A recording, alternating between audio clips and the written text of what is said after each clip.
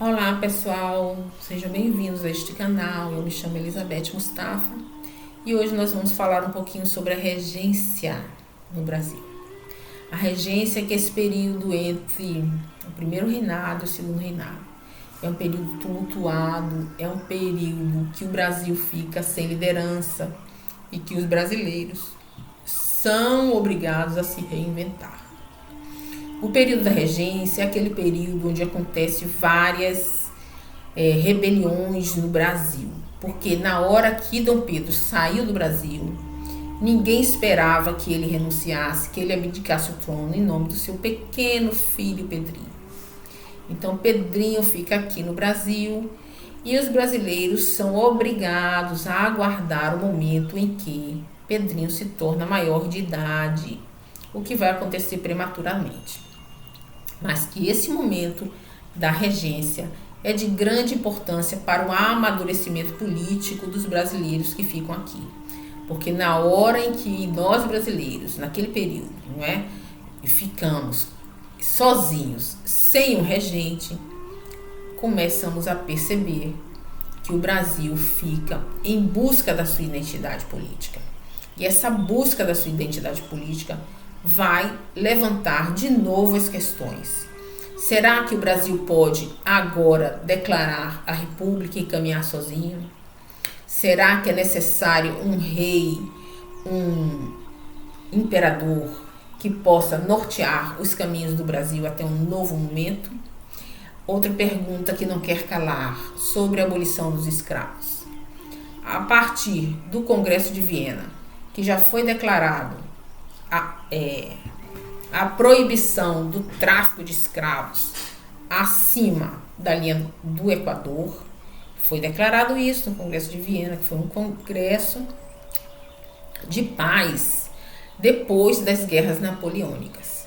E agora no Brasil os rumores da liberdade, eles já estão muito fortes e nós vamos observar aqui revoltas com esse sentido de buscar a liberdade dos escravos. Nós sabemos que o Brasil ainda é muito agrícola, nós sabemos que o Brasil ainda é muito escravocrata e que as elites, existe ainda um peso muito grande nessa mão de obra que move, na verdade, a economia brasileira e que ainda não é possível, nesse momento, se desligar completamente dessa realidade.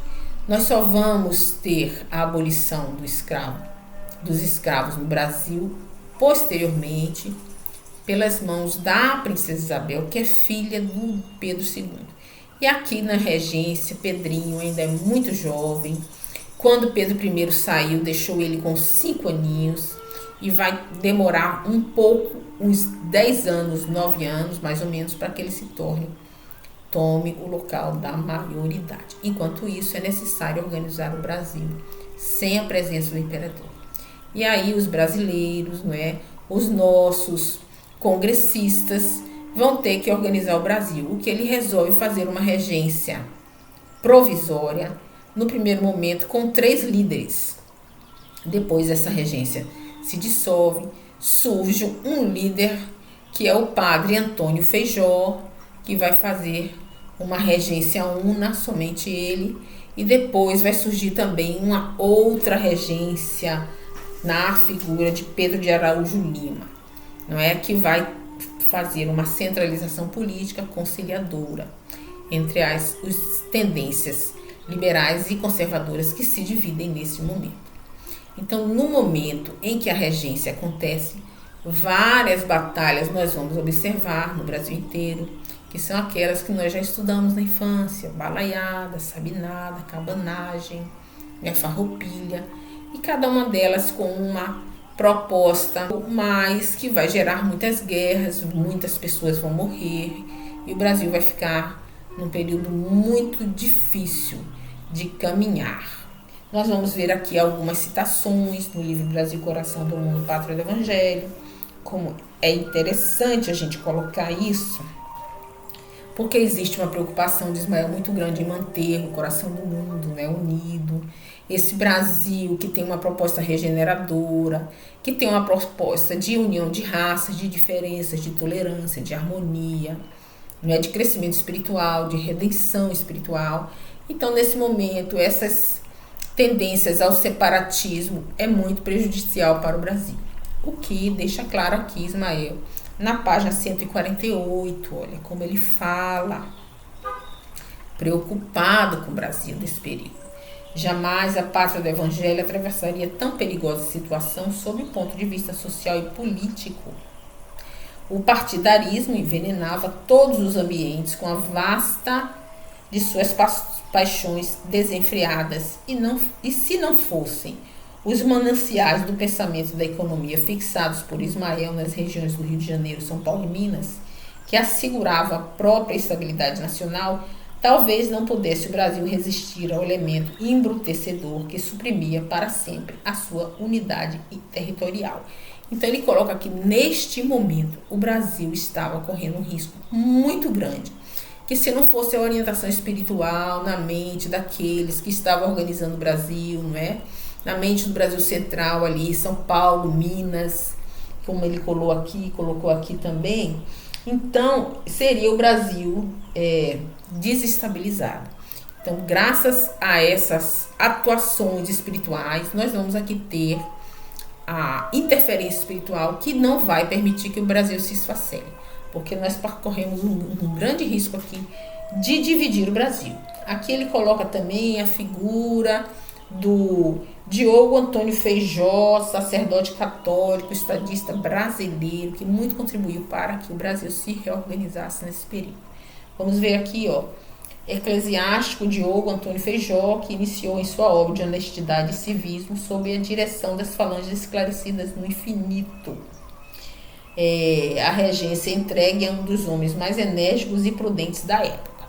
Então ele coloca aqui o Diogo Antônio Feijó como muito prudente, muito enérgico, e que foi necessário a atuação dele no Brasil nesse período, para que a gente não perdesse aqui a nossa verdadeira pátria do Evangelho, não é?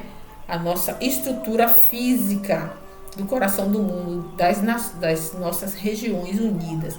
O que seria de nós hoje se não estivéssemos unidos nessa pátria tão bonita que é o Brasil, nessas diferenças regionais, nessa vastidão cultural que nós temos aqui hoje em dia.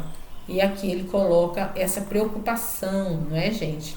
Que existe aqui. E depois de muito tempo e várias lutas políticas e várias lutas junto às assembleias, aos partidos da época que estão realmente amadurecendo nessa experiência de autonomia, não é? Porque é necessária essa experiência de autonomia do Congresso, essa do Parlamento, porque o Parlamento precisa amadurecer. Nós vimos na Inglaterra, lá no estudo que fizemos, com aquele outro livro do Emmanuel, não é? A Caminho da Luz, que a Inglaterra ela passou séculos de maturação do seu parlamento. E o nosso país ele não tem maturidade do parlamento. Nesse momento é uma oportunidade mesmo de amadurecimento.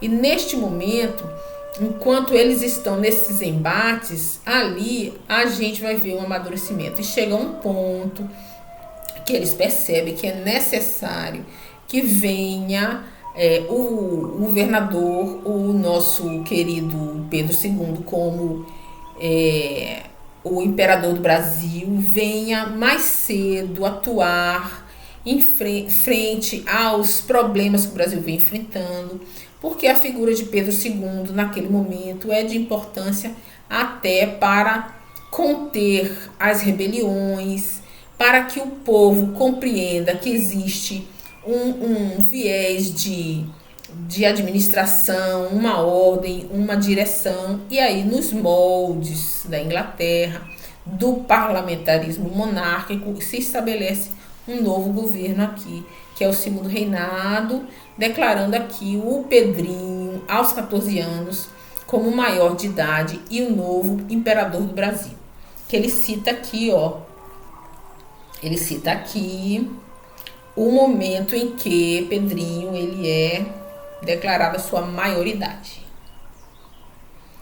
Percebendo, na página 149, percebendo, contudo, a exaltação dos espíritos em geral, os liberais solicitam em 1840 a declaração da maioridade do imperador, que na época contava 15 anos incompleto. Tá vendo? Ele coloca aqui que existe um impedimento na Constituição para que isso ocorra, mas que foi necessário mesmo assim. Ele coloca aqui, ó, semelhante acontecimento representava um golpe nos dispositivos constitucionais. Tá vendo aqui? Foi meio que inconstitucional fazer isso. Porém, todos os políticos reconheciam no jovem perante a mais elevada madureza de raciocínio e as qualidades que lhe exornaram o caráter. Né? Falando aqui que, apesar de ser ter divergências ali na Constituição, o Pedrinho já tinha qualidade de caráter e de raciocínio, porque Pedrinho era muito inteligente, muito estudioso. Ele viveu a vida toda para estudar e viveu ali também no convívio com José Bonifácio na primeira fase da vida dele, e mesmo esse grande estadista que ele se tornou, ele foi construído isso, até mesmo na espiritualidade, quando nós mostramos naquele outro vídeo, não é? Em que Pedrinho foi chamado por Jesus na figura de Longinos, e que ele foi preparado espiritualmente para essa tarefa. E quando ele entra como imperador Pedro II, com 14 anos, ele já está pronto. E o Brasil começa então uma fase de grande prosperidade. Ao que eles colocam aqui no final, olha, como muito importante essa coisa, esse momento, olha aqui, ó. Depois dos esgotamentos que o país inteiro fora conduzido pela nação corrosiva dos processos revolucionários, então, quer dizer, foi um momento difícil, foi um momento corrosivo, foi um momento de maturação do parlamento. O Brasil ia regenerar suas forças orgânicas dentro de um largo período de paz. Então entra aí, após a maioridade de Pedrinho, um largo período de paz, mostrando mesmo a necessidade dessa figura de estar à frente do comando para acalmar, apaziguar as almas, né, no Brasil, as pessoas que estavam ali angustiadas. As falanges esclarecidas de Ismael, inspirando generosa autoridade do imperador, argamassariam as bases do pensamento republicano. Então, o que ele está falando aqui? Está falando que as falanges de Ismael, quer dizer, os espíritos de luz iluminados, não é? Inspirando generosa autoridade do imperador, ele vai sendo inspirado pelas falanges, que vai sendo generoso, a sua autoridade, argamassariam as bases do pensamento republicano. Então vai trabalhando na mente dele, e ali também com o parlamento já amadurecido, formando um pensamento republicano sobre as ideias de fraternidade e liberdade, a caminho das grandes realizações do porvir. Então, mostrando aí que existe aí uma construção longa, devagar, lenta, um projeto sendo realizado. Não só nesse momento político que a gente enxerga aqui, nós que estamos na matéria, mas também uma construção espiritual que vem antes do nascimento de Pedrinho e que vai se efetuando na medida da caminhada, da trajetória aqui do Brasil.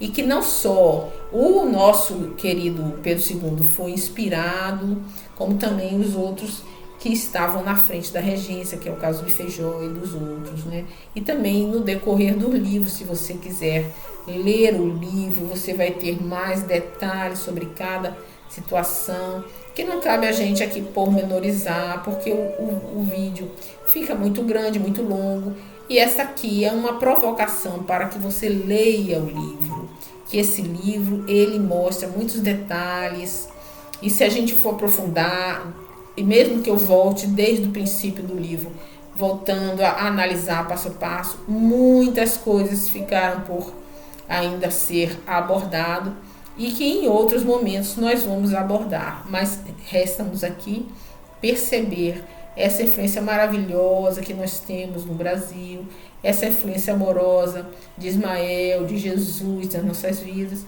na certeza que estamos caminhando sobre essa orientação, existe esse plano para a nossa vida, que o Brasil ainda que temos que atravessar muitos desafios, nós iremos vencer, porque Ismael e Jesus sempre vencem.